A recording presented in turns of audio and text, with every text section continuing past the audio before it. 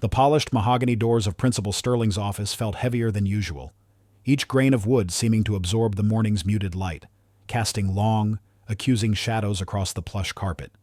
Clara Thorne, her posture as straight and unyielding as the theorems she taught, stepped across the threshold. Her navy blue blazer, impeccably tailored, belied the turmoil she had wrestled with since the summons arrived an hour ago. She was a woman who lived by precision, by the elegant dance of logic and consequence, and the sudden, unprovoked disruption to her orderly world felt like a cosmic error. Principal Sterling sat behind his expansive desk, his face a carefully constructed mask of somber disapproval. Beside him, Mr. Harrison, the head of the school board, exuded an air of detached superiority, his silver hair perfectly coiffed, his expensive suit radiating an unspoken authority.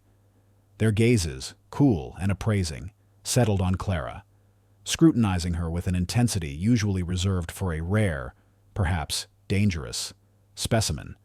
"Ms. Thorne," Sterling began, his voice a low, measured rumble. "Thank you for coming. Please, have a seat." Clara chose a chair across from them, her movements fluid and unhurried. She observed the subtle tension in Sterling's jaw, the almost imperceptible flicker of Harrison's eyes. She had prepared for this. Not for this specific outcome, perhaps, but for the inherent unfairness that sometimes permeated institutions, like a slow-acting poison. "We are here to discuss the incident involving young Mr. Kim," Sterling continued, his tone shifting to one of practiced regret. "Specifically, your actions." Clara's gaze remained steady. "My actions, Principal, were to defend a student who was being unjustly targeted and falsely accused." The air in the room seemed to thicken, a palpable barrier between Clara's conviction and the institutional facade. The incident they referred to had occurred just 3 days prior. Young Minjun Kim, a scholarship student from a low-income family, bright and diligent, had been publicly accused by Brandon Miller, the son of a prominent school donor and a notoriously troublesome student, of vandalizing the school's newly installed smartboards. The evidence was flimsy, a grainy security camera image of someone vaguely resembling Minjun, and Brandon's self-serving testimony. Yet the administration, eager to appease the Miller family's considerable influence, had moved with startling speed to initiate disciplinary action, bypassing due process, ignoring Minjun's consistent good behavior, and dismissing his tearful denials. Clara had witnessed Brandon's habitual bullying of Minjun and other less privileged students. She had seen the casual cruelty, the way privilege shielded wrongdoing. When the accusations against Minjun solidified, Clara had not hesitated. She had meticulously compiled a timeline of Minjun's movements, cross-referenced it with other students' alibis, and even found a more compelling, though overlooked, security footage angle that showed Brandon himself near the smartboards shortly before the damage was discovered, his smirk disturbingly clear. She had presented her findings to Principal Sterling, expecting swift justice. Instead, she found herself here. "Ms. Thorne," Mr. Harrison interjected, his voice surprisingly sharp, cutting through Sterling's hesitant preamble. "While we appreciate your zeal for your students, your methods were, shall we say, unconventional. You actively interfered with an ongoing administrative investigation. You questioned the judgment of your superiors. You created an unnecessary disturbance." Clara's lips thinned almost imperceptibly. "I questioned a judgment that was biased and based on insufficient evidence. I sought to ensure due process for a student who was being railroaded. Is seeking justice considered an unconventional method in this institution?" Mr. Harrison. Harrison's composure wavered for a fraction of a second, a muscle twitching in his jaw. "Justice, Ms. Thorne, is a complex matter. It is best left to those entrusted with authority. Your role is to educate, not to adjudicate." "And what kind of education are we providing?" Mr. Harrison, Clara countered, her voice calm but imbued with a steel that surprised even Sterling. "If we teach our students that wealth trumps truth, that privilege absolves guilt, and that the vulnerable have no voice." Sterling cleared his throat, a nervous gesture. "Ms. Thorne, your passion is admirable, truly. But this situation has become untenable. The Miller family is highly displeased. Their contributions to the school are, as you know, substantial. We simply cannot afford to alienate them." The raw, unadulterated cynicism of his statement hung in the air, thick and suffocating. Clara felt a cold knot tighten in her stomach. It wasn't about Min-jun, or justice, or even the damaged smartboards. It was about money. It was always about money.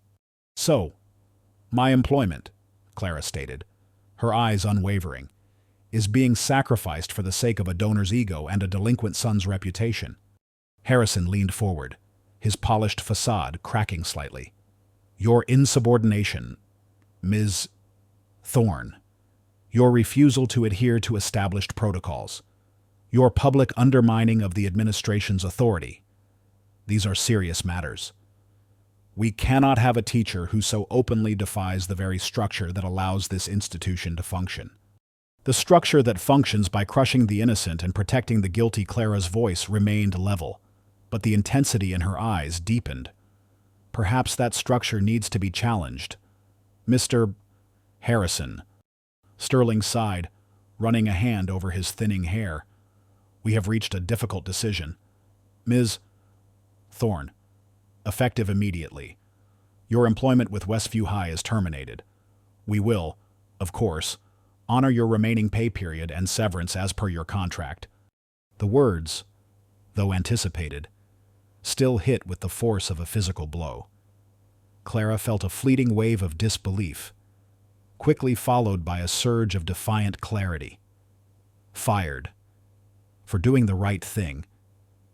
It was absurd. An insult to every principle she held dear. "Understood," Clara said, her voice devoid of emotion, a stark contrast to the turbulent emotions swirling within her. She stood up slowly, her gaze sweeping over Sterling and Harrison, lingering on their uneasy faces. "I hope you understand, gentlemen, that this is not over. Not for me, and certainly not for Westview High." Harrison scoffed, a faint, dismissive sound. "There's nothing left to discuss. Ms. Thorne, we consider the matter closed." "Do you?" Clara's eyes narrowed slightly, a hint of something unreadable in their depths. "Because I believe this is just the beginning." She turned, her exit as composed and dignified as her entry, leaving behind a silence that felt heavier, more oppressive than before. As the mahogany doors swung shut behind her, Principal Sterling exchanged a nervous glance with Mr. Harrison.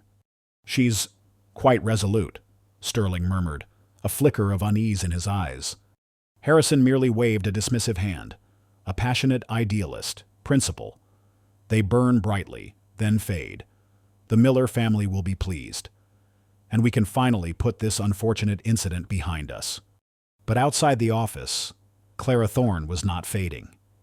She was burning, yes, but not fading. She was burning with a quiet, incandescent fury, a resolve that had been forged in the crucible of injustice. The termination letter clutched in her hand was not a sentence, but a declaration of war. Westview High, in its arrogance, had just awakened a force it profoundly underestimated. They had no idea what kind of teacher they had just fired. The termination letter, a stark white rectangle in Clara's hand, felt less like a document of dismissal and more like a carefully folded map to a hidden truth. She didn't go home immediately. Instead, she found herself walking. The brisk morning air doing little to cool the slow burn of indignation within her. Her usual routes through the manicured suburbs felt alien. The perfect lawns and pristine houses, a stark contrast to the ugliness she had just witnessed. She ended up at a quiet park overlooking the city. The sprawling urban landscape a dizzying tapestry of opportunity and struggle. much like the microcosm of Westview High itself. Clara sat on a cold metal bench, her gaze fixed on the distant skyscrapers, each window a tiny square of light holding countless stories. Her mind, a finely tuned analytical instrument, began to process not just the immediate injustice, but the underlying patterns that had led to it.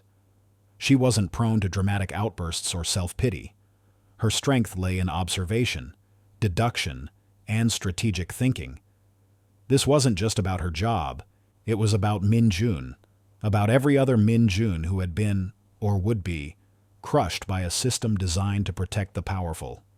Her dismissal wasn't a random act. It was a symptom of a deeper malaise, a deliberate silencing. Clara replayed the conversation with Sterling and Harrison, dissecting their words, their expressions, the subtle shifts in their body language, Harrison's almost imperceptible scoff, Sterling's averted gaze. They weren't just firing her, they were sending a message that compliance was paramount, and defiance would be met with swift, unequivocal punishment. But what were they protecting? The Miller family's donations were substantial. Yes, but surely not enough to justify such blatant disregard for a student's well-being and a teacher's exemplary record. There had to be more. Over the years, Clara had noticed small discrepancies, whispers of unease among the staff, a subtle favoritism towards certain students, an odd reluctance to address issues that affected the less privileged. These had always seemed like minor administrative quirks, easily explained away by the pressures of running a large institution. Now, they coalesced into something far more sinister. She remembered Mrs. Davies, a veteran English teacher, who had mysteriously taken early retirement after raising concerns about inflated grades for a group of athletes. Then there was the time the school had inexplicably switched catering companies, despite widespread satisfaction with the old one, only for the new one to deliver consistently subpar food. Rumors had circulated that the new company was owned by a distant relative of a board member. Small things, individually ignorable, but together they painted a troubling picture. Clara pulled out her phone. She scrolled through her contacts, pausing at the name of David Chen, a former student of hers, now a burgeoning investigative journalist at a local news outlet. David had always possessed a keen eye for detail and an unyielding commitment to truth. Qualities Clara had fostered in him during his physics classes. He was smart, tenacious, and, crucially, not easily intimidated. He was also fiercely loyal to those who had believed in him. She considered calling him, but hesitated. This wasn't a simple news story. It felt larger, more entrenched. She needed to be sure. She needed more than just a gut feeling. Over the next few days, Clara meticulously reviewed her past interactions with the school administration. She recalled a parent-teacher conference where a well-meaning but naive mother of a scholarship student had tried to raise concerns about her child being excluded from an extracurricular club, only to be politely but firmly shut down by an administrator who cited limited resources, even though Clara knew there were ample funds. She remembered a heated staff meeting where the budget for new library books was slashed, while an exorbitant amount was allocated for a student wellness center that seemed to exist mostly on paper, its primary purpose appearing to be providing photo opportunities for the board. The pattern solidified a consistent diversion of resources, a protection of elite students, and a swift suppression of anyone who questioned the status quo. The more she thought about it, the less Min Jun's situation seemed like an isolated incident and more like a carefully orchestrated display of power, a warning to anyone who dared to challenge the established order. Min Jun was merely the unfortunate pawn. Clara was the example. One evening, a text message arrived from an unknown number. Check the Westview Sentinel archives. Look for articles predating Mr. Harrison's appointment to the board. Focus on construction contracts. Clara's heart quickened. An anonymous tip. This confirmed her growing suspicion she wasn't alone in noticing these anomalies. Someone else saw the threads connecting these disparate events. The message was concise, cryptic, but precise. The Westview Sentinel was the local newspaper, and its archives would be a treasure trove of public information. She spent the entire next day at the public library, poring over microfiche and digital archives, her eyes scanning old headlines and articles. It was tedious work, but Clara thrived on data, on the methodical pursuit of truth. She focused on articles concerning school board decisions, new construction projects, and financial reports. What she found was unsettling. A series of articles from 5 years prior detailed a controversial tender process for the construction of the school's new sports complex, a relatively unknown construction firm. Apex Builders had won the lucrative contract despite having less experience and a higher bid than several other established companies. At the time, the decision had raised a few eyebrows, but had been dismissed as an administrative oversight. Now, Clara saw it through a different lens. Further digging revealed that Apex Builders had been founded by a man named Arthur Finch, who had a tangled web of business dealings. More strikingly, Finch's wife, Evelyn, had been a close associate of Mr. Harrison's wife in several charitable organizations.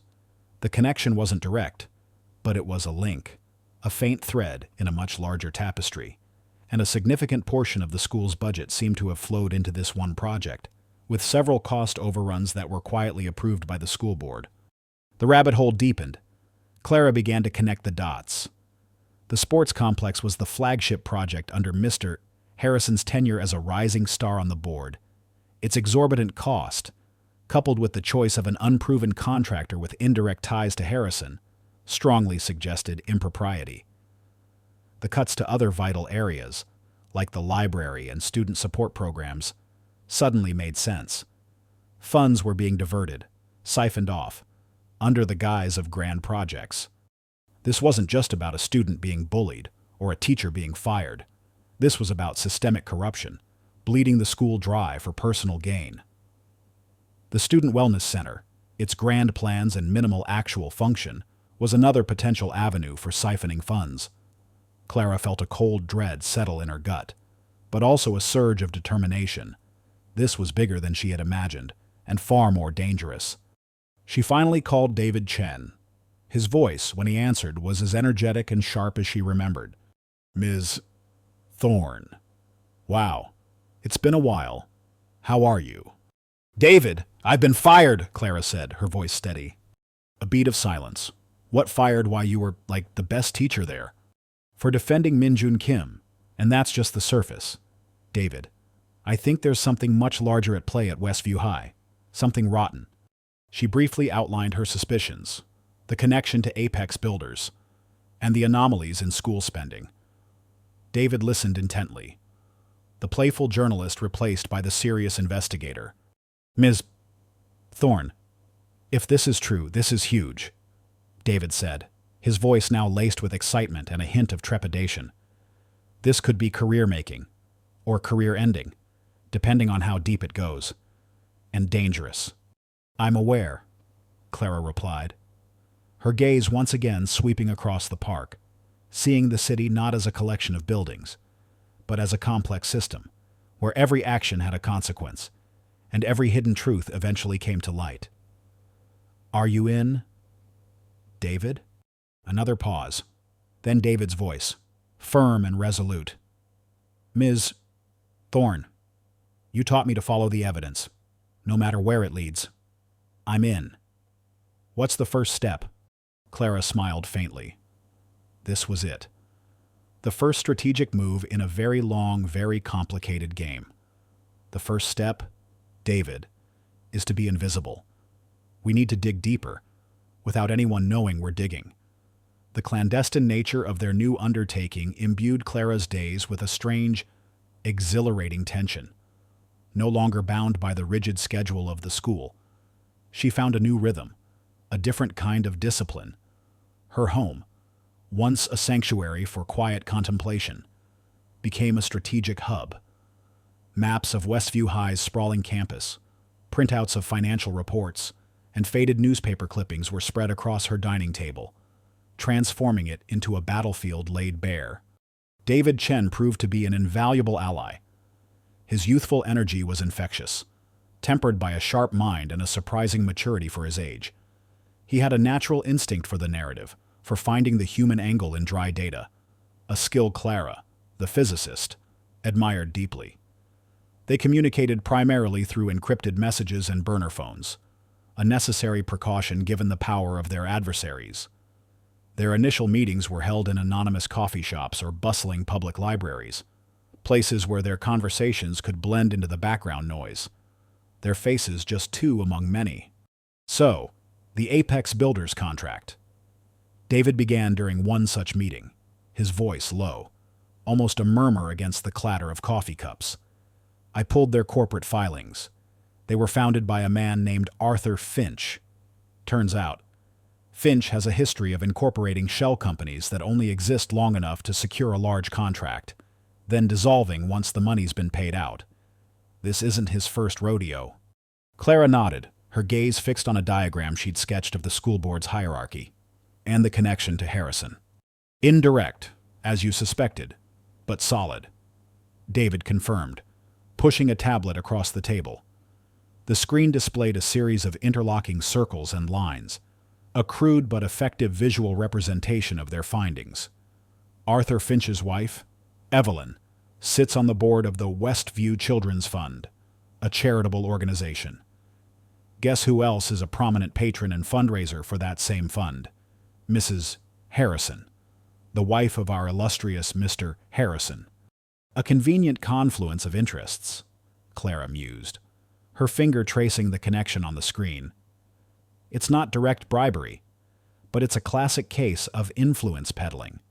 Funds diverted from the school, channeled through a favored contractor, potentially inflating costs, and perhaps a portion of that finding its way back through a charitable donation that boosts the social standing of the powerful.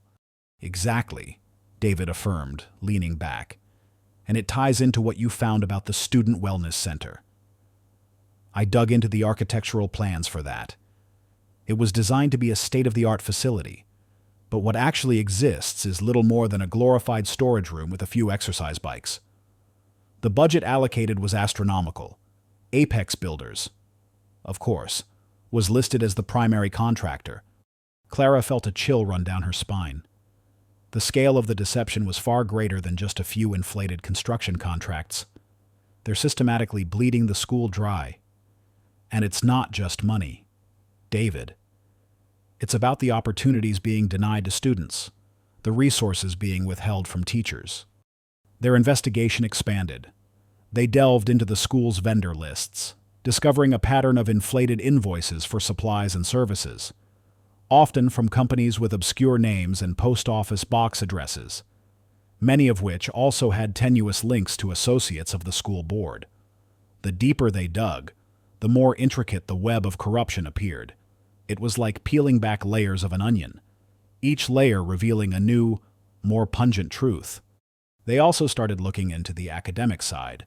Clara recalled the mysterious grade inflation that had plagued the athletic department for years, particularly concerning students from wealthy families who needed higher grades to maintain scholarship eligibility for prestigious universities, despite clear academic deficiencies.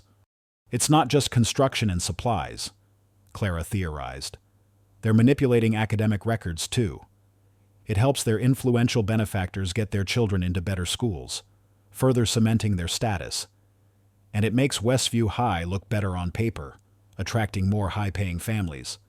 David spent days cross-referencing public university admissions data with Westview High's internal academic records, a task made challenging by the school's notoriously opaque data management system. But his tenacity paid off. He found glaring discrepancies: students with middling GPAs suddenly graduating with honors, especially those whose parents were major donors or politically connected. He even uncovered a few instances where standardized test scores seemed to have been adjusted, a feat that would require inside access to testing company records or a very sophisticated, internal digital manipulation. "This is a goldmine, Ms.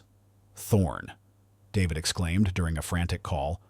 "I found records of a former IT specialist, a guy named Marcus Thorne, no relation to you, I assume, who was suddenly laid off shortly after the last round of college applications. He seemed to have been responsible for the school's internal grading system." "Marcus Thorne," Clara repeated, a spark igniting in her mind. I remember him. Quiet man. Brilliant with systems. He always struck me as too ethical to be involved in anything shady. Exactly. So, maybe he found something, David suggested. Or maybe he was the one doing the manipulating under duress. Then got cut loose once it was done. Their next target, Marcus Thorne. Finding him proved difficult. He had vanished, his phone disconnected, his last known address a vacant lot. It was a clear sign that he was either hiding or had been silenced. This added a new, more dangerous dimension to their investigation. They were no longer just looking into financial malfeasance. They were dealing with potential witness intimidation, perhaps even worse. The pressure mounted. Clara started noticing small things, a car parked near her apartment for hours. Always different, but always there. A strange hang-up call. The feeling of being watched intensified. She knew they were getting close, and that the other side was aware of their pursuit. One evening, as Clara meticulously organized her files, a chilling message appeared on her encrypted burner phone. Drop it, Thorne. You're playing with fire. Some things are better left buried. The message was unsigned, but its intent was clear. It was a direct threat, a cold, calculated warning. Clara felt a tremor of fear, but it was quickly overshadowed by a surge of defiance. They were scared. That meant she was on the right track. She responded with a single word, never. She knew she couldn't back down. The stakes were too high, the injustice too profound. She thought of Min Jun Kim, his earnest face clouded with fear and confusion, and the countless other students who had been exploited or overlooked by this corrupt system. She thought of the legacy of Westview High, once a beacon of education, now a cesspool of greed and deception. Clara refined her strategy. She needed more than just a collection of facts. She needed an unassailable narrative, a story so compelling and so thoroughly documented that it would shatter the carefully constructed facade of the school board and its powerful allies. She also realized she couldn't rely solely on David's journalistic skills. She needed a legal mind, someone who understood the intricacies of prosecuting corruption, someone who could translate their evidence into actionable legal claims. She remembered an old friend from college, a brilliant, tenacious lawyer named Rebecca Stone, who had gone into public interest law, specializing in anti-corruption cases. Rebecca was sharp, fearless, and had a reputation for taking on seemingly unwinnable cases against powerful entities.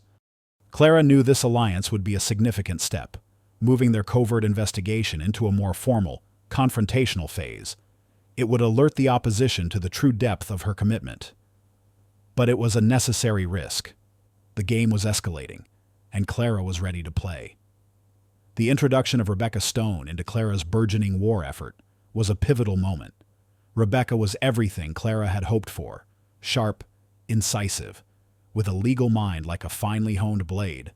Her office, tucked away in a bustling downtown district, felt less like a conventional law firm and more like a strategic command center. Boxes of legal documents, stacks of case files, and overflowing bookshelves lined the walls, radiating an aura of relentless advocacy. Clara laid out their findings with methodical precision, presenting the evidence like a physicist explaining a complex phenomenon. David, sitting beside her, added the journalistic color, the human stories behind the dry numbers. They detailed the Apex Builders contract, the questionable student wellness center, the suspicious grade inflations, and the sudden disappearance of Marcus Thorne. Rebecca listened intently, her expression unreadable at first. She took notes, occasionally interrupting with a pointed question that cut straight to the core of an issue. When they finished, she leaned back, a thoughtful silence filling the room. "This is substantial, Clara," Rebecca finally said, her voice quiet but firm. "Very substantial. This isn't just petty corruption. This is a systematic embezzlement of public funds, coupled with academic fraud and potential witness intimidation. And given the names involved, it points to a deeply entrenched network." Mr. Harrison, the school board head, seems to be at the center of it, Clara stated. His wife's connection to Finch's wife, the timing of the contracts, it all points to him. Harrison is a powerful man, Rebecca mused, her gaze drifting to the city skyline visible through her window. Well-connected, politically savvy. Taking him on won't be easy. He'll have legal teams, public relations firms, and plenty of cronies willing to discredit you. I'm aware of the risks. Rebecca, Clara replied, her voice unwavering. But the truth needs to come out. Minjun and countless others have been harmed. Rebecca met her gaze, a faint smile touching her lips. That's what I like about you. Clara? Unshakable. All right. Here's what we need to do. David's journalistic legwork is excellent. But for legal purposes, we need hard evidence. We need to tie Harrison directly to these schemes, beyond circumstantial connections. And we need to find Marcus Thorne. The next phase of the investigation was more focused, more strategic. Rebecca guided them, identifying key legal vulnerabilities and lines of inquiry.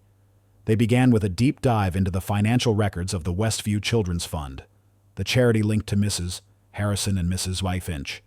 Public records revealed surprisingly little about its expenditures, despite significant donations. This opacity was a red flag. David, using his journalistic connections, began discreetly interviewing former employees of Apex Builders and the Westview Children's Fund. It was slow, painstaking work. Many were reluctant to speak, fearing repercussions.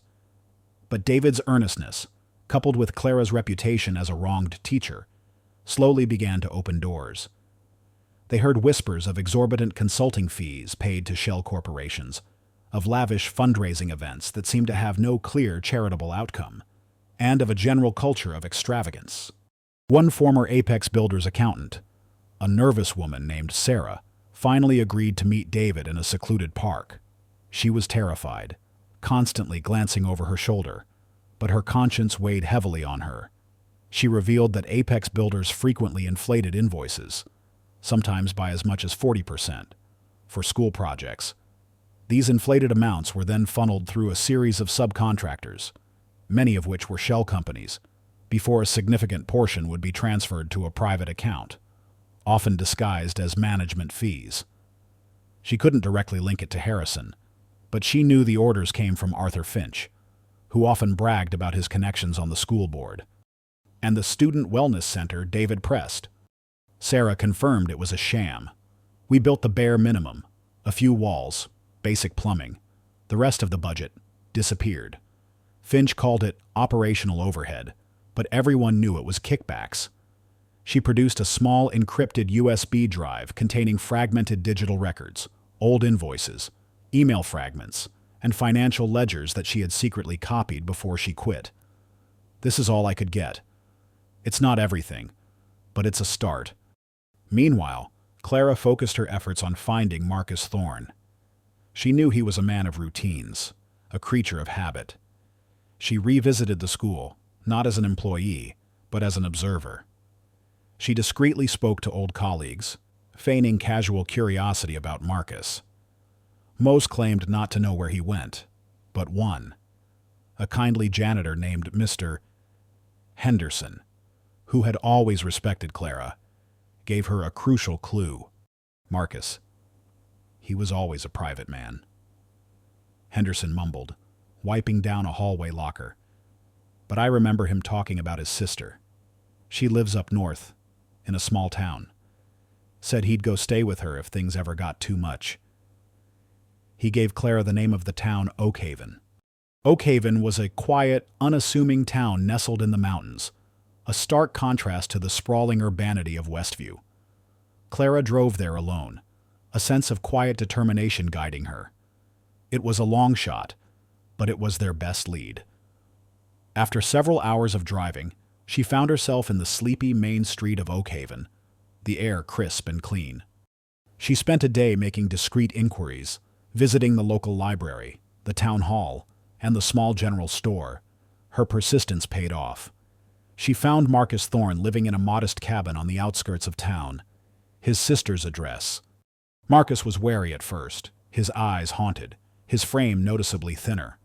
He had clearly been through something traumatic. Clara approached him carefully, explaining who she was, her own recent firing, and their investigation. She spoke of Minjun Kim, of the injustice, of the widespread corruption. When Clara mentioned the grade manipulations, Marcus's face turned pale. "They threatened my sister," he whispered, his voice hoarse. "They knew about her medical condition, told me if I didn't cooperate, they'd make sure she lost her health insurance, lost her home." He then revealed the full extent of the academic fraud. He had been forced, under duress, to create a backdoor in the school's grading system, allowing certain individuals to remotely alter student transcripts and standardize test scores. The orders, he confirmed, came directly from Mr. Harrison's office, often relayed through a subordinate who acted as an intermediary. Marcus had made encrypted copies of the altered records before he fled. A desperate act of defiance, hoping one day they could be used to expose the truth. He had been living in fear ever since. "I was so scared. Ms. Thorne," Marcus confessed, tears welling in his eyes. "I knew it was wrong. But what could I do? They had me cornered." Clara placed a comforting hand on his arm. "You did what you had to do, Marcus. And now, you can help us fix it. You can help us bring them down." Marcus hesitated, the fear still etched on his face. But then he looked at Clara, at her calm, resolute expression, and a flicker of hope ignited within him. He retrieved a set of encrypted flash drives from a hidden compartment in his cabin. "These are the real records," he said, his voice trembling but firm. "The original grades, the altered ones, the access logs, everything. It proves it all." Armed with Sarah's financial data and Marcus's explosive academic records, Clara returned to Rebecca's office. Rebecca meticulously analyzed the new evidence, her eyes gleaming with a quiet intensity. "This changes everything," Rebecca declared, after hours of poring over the data.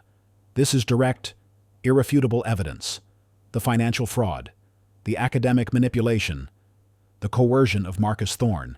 It's all here, and it points directly to Harrison and his inner circle. We have enough to go to the authorities, but that's not our first move." "Why not?" David asked, his journalist's instinct for immediate exposure warring with Rebecca's legal strategy. "Because if we go to the authorities now, Harrison will leverage his connections, his power. He'll try to bury it, discredit us, and make this disappear before it gains any traction." Rebecca explained, "No, we need to hit him where it hurts the most. We need to expose this publicly, in a way that forces their hand, that creates such an outcry that the authorities have to act, and he can't escape. And the perfect stage for that." Rebecca's eyes met Clara's. "Is the school board meeting, the very place where you were dismissed. It's poetic justice." Clara nodded slowly, a strategic calm settling over her. The final confrontation. The board meeting. The place where her quiet act of defense had been twisted into a public dismissal.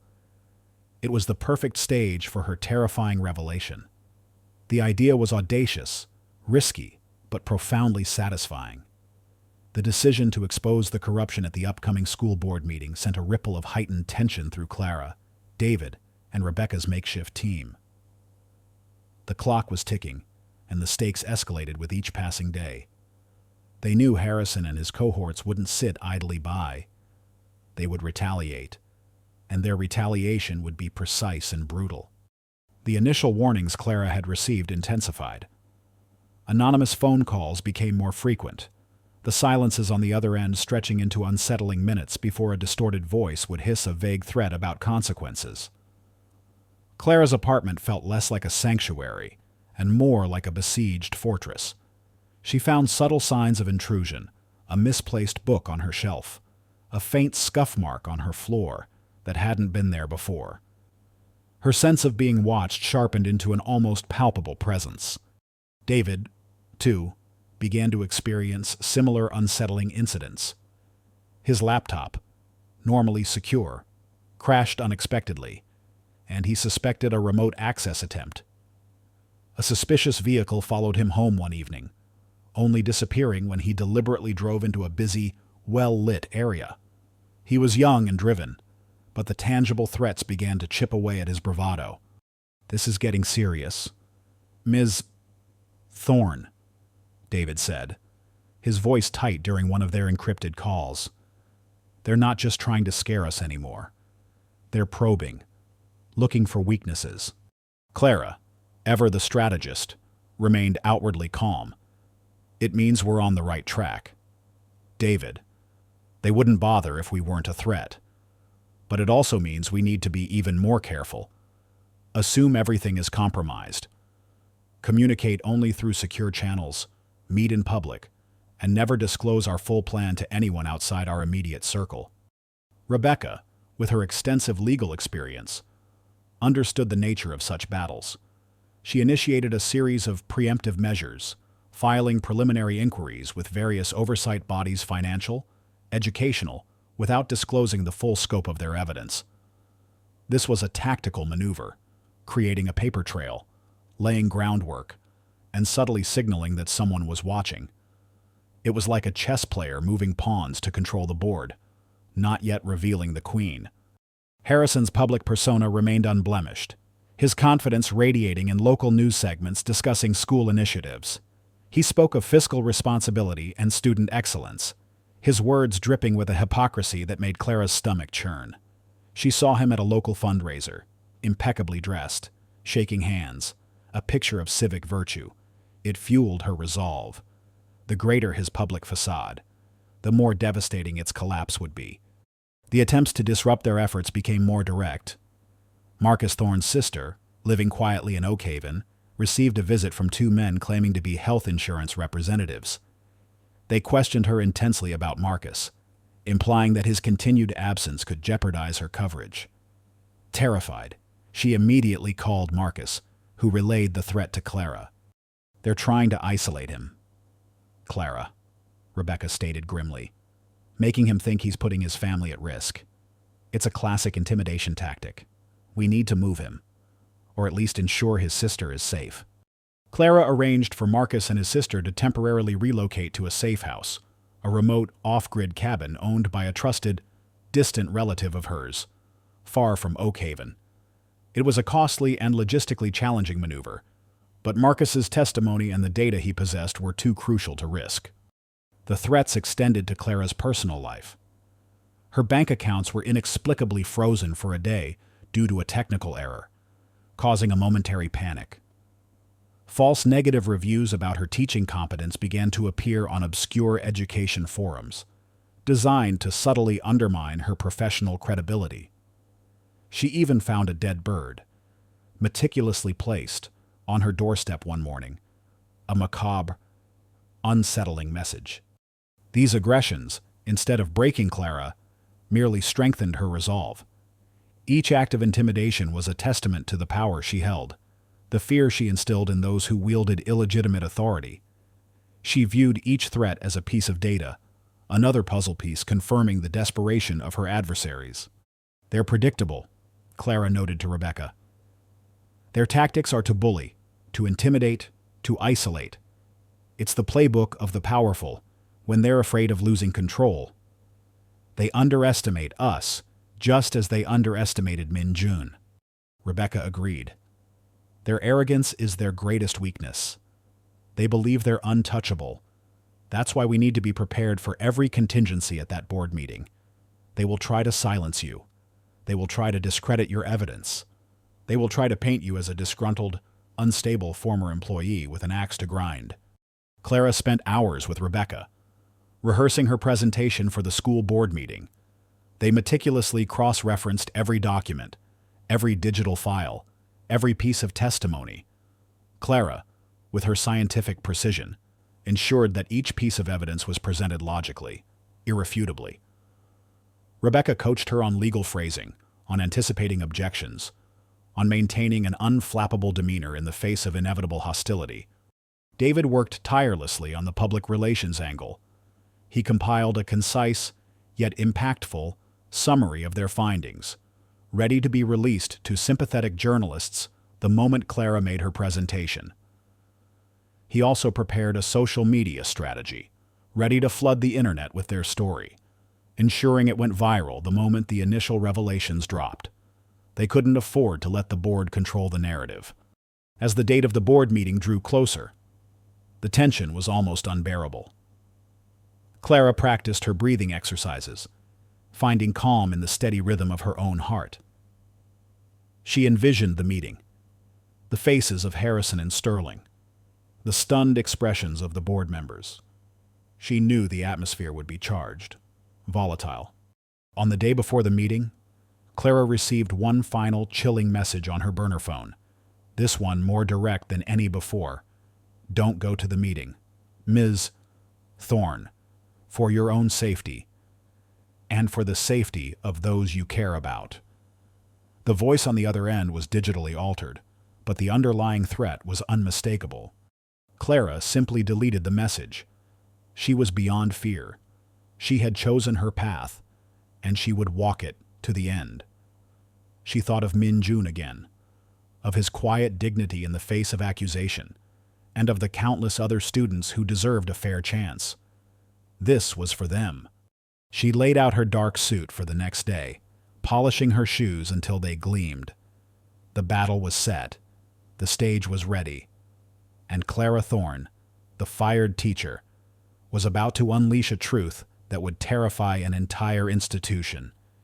She was not just bringing evidence. She was bringing an earthquake. The morning of the school board meeting dawned cold and clear, a stark contrast to the churning storm within Clara. She arrived at the Westview High Auditorium an hour early, the building strangely quiet, a pre-storm lull before the inevitable tempest. The security guard, a familiar face who usually greeted her with a warm smile, seemed to avoid her gaze, a subtle sign that word of her dismissal and the underlying tensions had permeated the school's inner circles. Clara walked onto the stage, the cavernous space echoing her footsteps. She stood behind the podium, imagining the faces that would soon fill the rows. She wasn't a performer, but a physicist. Her strength lay in the undeniable logic of her arguments, in the irrefutable nature of verifiable facts. This wasn't about rhetoric, it was about truth. She checked the projector, tested the microphone, ensuring every technical detail was flawless. Her presentation, stored on an encrypted drive, was a masterpiece of meticulous organization. Financial ledgers, scanned contracts, authenticated emails, and Marcus Thorne's chilling data on grade alterations. Each slide was designed to build a case, brick by damning brick, until the entire corrupt edifice crumbled. Rebecca arrived shortly after, carrying a weighty briefcase and a look of steely resolve. "Everything's in place," she confirmed, her voice low. "David's ready to disseminate the moment you give the signal. The initial reports are drafted, waiting for the green light, and we have a few sympathetic ears in the press, ready to run with it." "Good," Clara replied, a flicker of grim satisfaction in her eyes. "They won't know what hit them." The first members of the public began to trickle in, a mix of concerned parents, curious faculty, and a smattering of local reporters whose instincts had told them something significant was brewing. Soon, the auditorium began to fill, the murmur of conversation growing louder, laced with speculation and unease. Then came the school board members, a phalanx of suits and strained smiles. Principal Sterling entered first, his face pale and drawn, avoiding eye contact with Clara as he took his seat at the long table on the stage. Behind him, Mr. Harrison strode in, his usual air of self-importance slightly exaggerated, as if trying to overcompensate for an underlying tremor. He glanced at Clara, his eyes narrowed, a mixture of disdain and a faint, almost imperceptible apprehension. He clearly expected a scene, a disgruntled former employee making a futile protest. He had no idea of the scale of the unmasking that awaited him. The meeting began with routine matters, budget updates, enrollment figures, the usual bureaucratic pronouncements designed to soothe and reassure. Clara sat patiently in the front row, observing, waiting for her moment. She felt a profound sense of calm, a detached focus that allowed her to analyze the atmosphere, the body language of her adversaries, the subtle shifts in their collective demeanor. Finally, the floor was opened for public comments. Several parents spoke, raising concerns about funding cuts to arts programs and the increasing class sizes. Their voices, though earnest, seemed to evaporate into the vastness of the auditorium, easily dismissed by the board. Then, Clara's name was called. She rose, her movements deliberate, and walked to the podium. A hush fell over the room. All eyes were on her, the recently fired teacher, the woman who had dared to defy the powerful. "Good evening, members of the board, Principal Sterling, distinguished guests, parents, and community members," Clara began, her voice clear and resonant, amplified by the microphone. "My name is Clara Thorne. Until recently, I was a physics teacher at Westview High for the past 10 years. She paused, letting her words sink in. I was fired for defending a student, Min-Jun Kim, who was falsely accused of vandalism. A student whose only crime was being from a low-income family, unlike the child of a prominent donor. A ripple of murmurs spread through the audience. Harrison shifted uncomfortably in his seat, a dismissive sneer forming on his lips. Sterling simply looked down at his notes. "I am not here tonight to appeal my termination," Clara continued, her gaze sweeping across the faces in the audience, then settling on the board members. "My termination was merely a symptom of a far more pervasive and insidious illness that has afflicted Westview High for years. An illness of corruption, greed, and a profound disregard for the very students this institution is meant to serve." The murmur intensified. Reporters quickly began scribbling notes. Harrison's sneer vanished, replaced by a flicker of alarm. Sterling's head shot up, his eyes widening.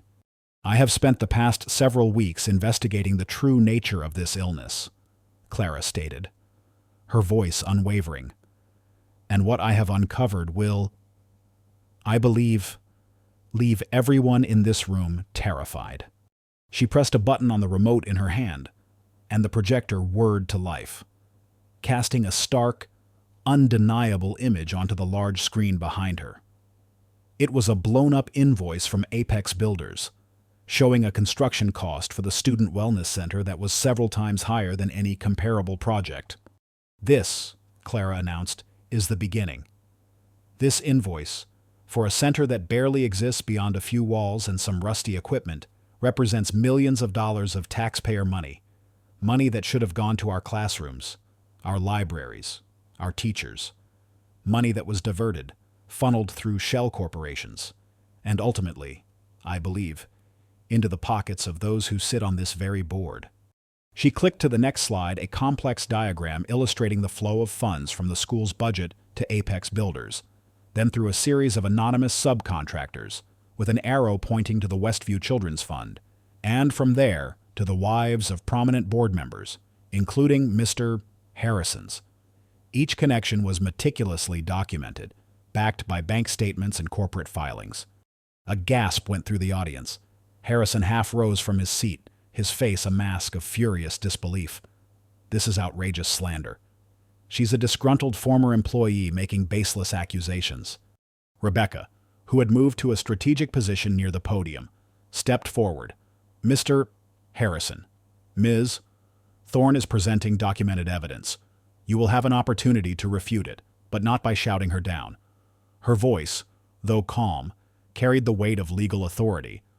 Clara ignored Harrison, her focus unwavering. She moved to the next slide, then the next, each revealing a new layer of deception. She showed inflated invoices for school supplies, contracts awarded to unqualified vendors with suspicious ties, and budgets for non-existent programs. The evidence was overwhelming, a tidal wave of facts that left no room for doubt. Then, she presented Marcus Thorne's data, the screen filled with 2 columns original student grades and the magically inflated grades on their final transcripts, particularly for students whose parents were major donors. She showed access logs, time-stamped and irrefutable, proving that these alterations were made remotely, through a backdoor installed in the school's system, and that the orders originated from Harrison's office. This isn't just financial theft. Clara's voice resonated through the stunned silence of the auditorium. This is the theft of opportunity. This is undermining the integrity of our education system. This is teaching our children that merit means nothing, and influence means everything. She then played a short, edited audio clip. It was Marcus Thorne's voice, clear despite being recorded in secret, detailing how he was coerced, how his sister's health was threatened, how he was forced to betray his own conscience to manipulate grades. The clip ended with Marcus's tearful confession. The silence in the room was deafening, punctuated only by the furious, ragged breathing of Mr. Harrison. His face was beet red, his eyes darting frantically, his composure utterly shattered. Principal Sterling looked as if he was about to vomit, his carefully constructed career collapsing before his eyes. The other board members stared, aghast, some visibly trembling.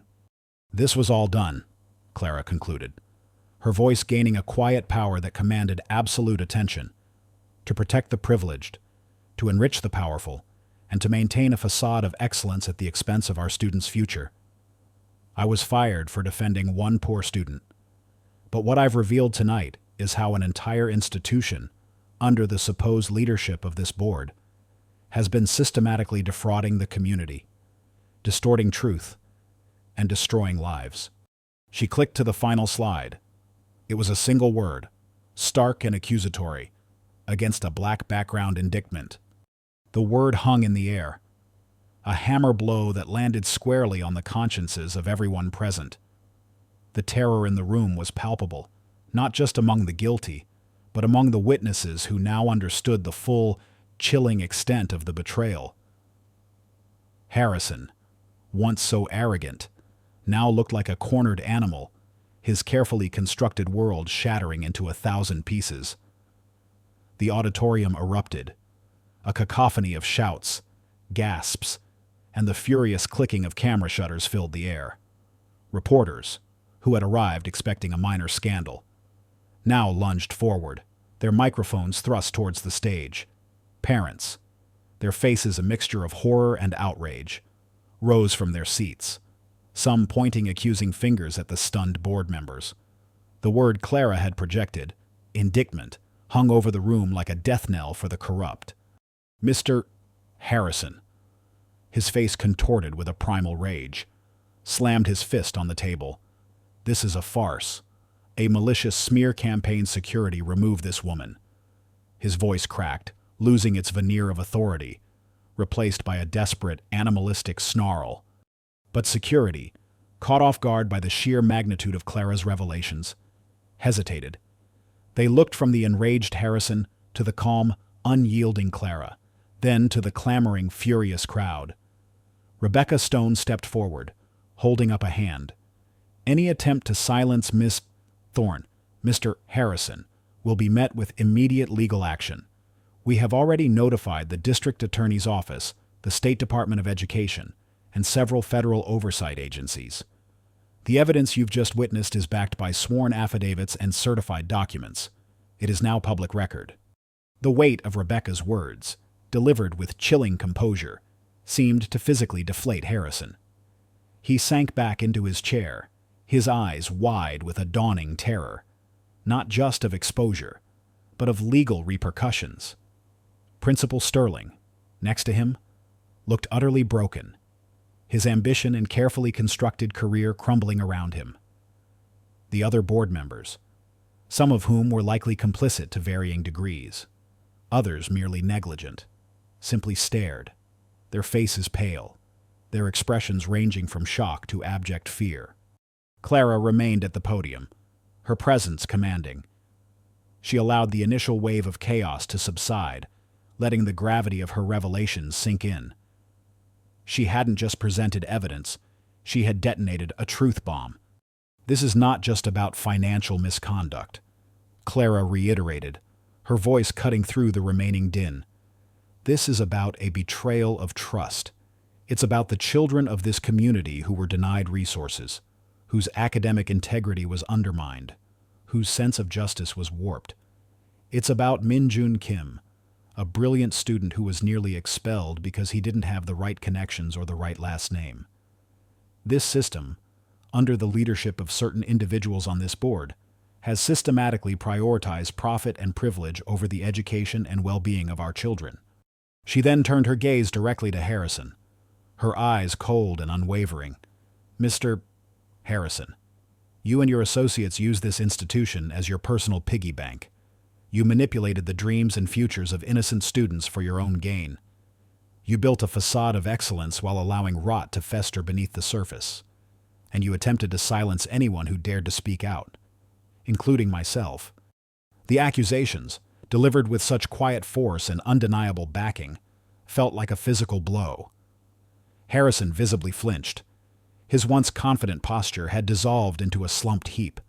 David Chen, seeing his cue, had already slipped out of the auditorium.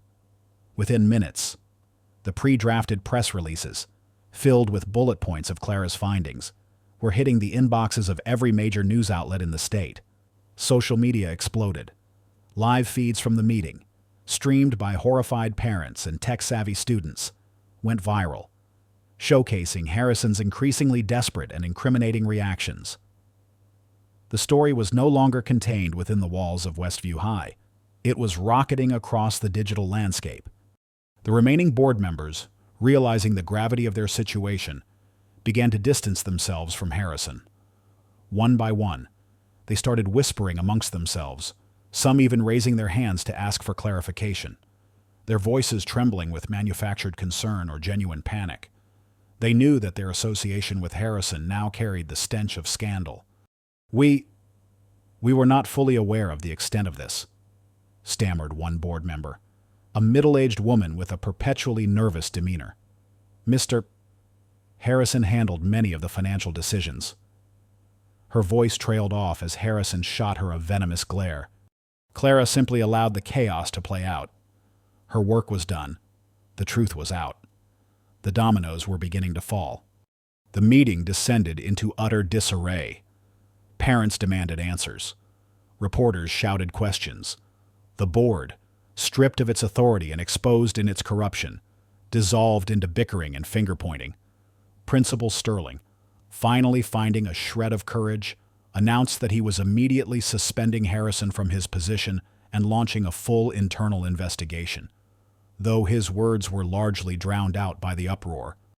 As the commotion reached its peak, Clara, with Rebecca by her side, quietly left the podium. She walked through the now seething crowd, past the stunned faces and flashing cameras. There was no triumph in her step, only a quiet, resolute satisfaction. She had endured the threats, navigated the intricate web of deception, and faced down powerful adversaries. She had done what was necessary. Outside the auditorium, the evening air was cool and crisp. David Chen met them, a broad, triumphant grin on his face. It's everywhere. Ms. Thorne, every news outlet, every social media feed. Harrison's career is over.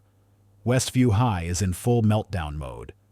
Clara looked back at the imposing facade of the school, its lights now seeming to cast an accusing glow. The institution that had tried to silence her, to dismiss her as a nuisance, was now facing its own terrifying reckoning. She had defended a poor student, and in doing so, had exposed a rot that went far deeper than anyone could have imagined. The terror in the room was not just for the guilty. It was the terror of a long-hidden truth, finally seeing the light.